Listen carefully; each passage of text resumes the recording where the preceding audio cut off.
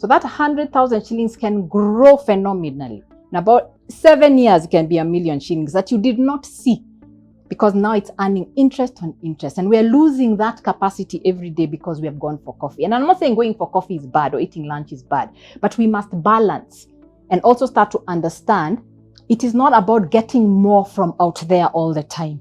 It is about what you're doing now. What do you actually do for yourselves? Yeah. Centonomy started with one client. Our office was a dog house that had been transformed into a small office, but they used to use it for dogs. That was our first office. It didn't start the first day, yeah, but it started one step at a time, one client at a time. And when we started doing this program that John called Centonomy 101, we didn't think it would work. In fact, there were no signs it would work. Then one person showed up at the office and paid the fee for the client.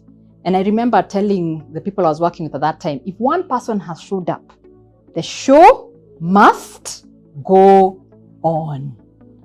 If one thing is working right in your life, the show must go on. And it is. You have a job here. So something is working right in your life. Yeah? I know if we decided to let's all talk about our problems, we can be here till midnight. Yeah? But if one thing is working, you have just one sign. Tell yourself, you owe it to yourself, the show must go on. And many times we give up on our show, or we try to find shortcuts, get into too much debt. Yeah, we cheat, etc. But we're trying to take shortcuts. But just go and tell yourself, actually, if I can take anything from Waceke's client, it was just one client, and Centonomy has ended up having impacted over 500,000 people. And she's going to the US. I'm not saying those stories because I'm anything special. I'm not. Yeah. But things that I did is the show must go on and keep moving forward. Create boundaries around yourself with money. Otherwise, you will work for others forever. Okay. And this is what I mean by work for others.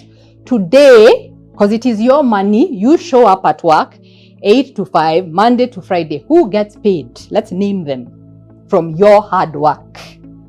From your 50,000, 100,000, 300,000, who gets paid? Apart from what we must all pay, taxes, let's remove that. Yeah, we must all pay taxes, and a very touchy subject now, so I won't go into it. Yeah, but apart from that, yeah, who are the shareholders of your money? Yeah, so you get it, you get your salary in your bank account. Who do you pay? You're paying. Say tax has been removed. Who else do you start paying? House girls. Let's name the bills: electricity, water, internet, garden, school fees, yeah, school fees, fuel, pasta, fine, pasta. Mechanic, yeah, insurance company,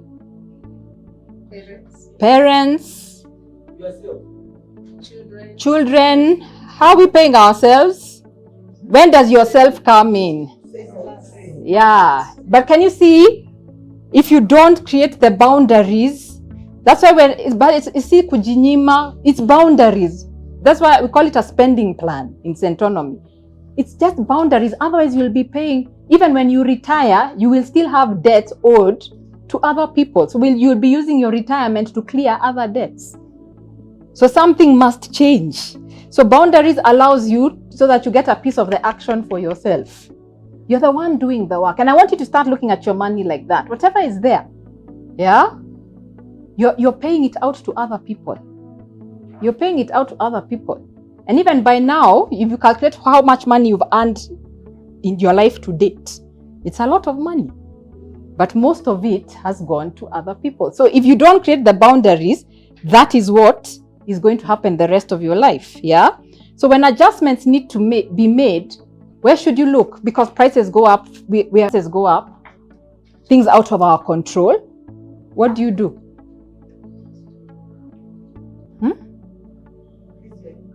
You increase your income, as we talked about. And if you're making adjustments, let the supermarket get less. Go and buy your things wholesale.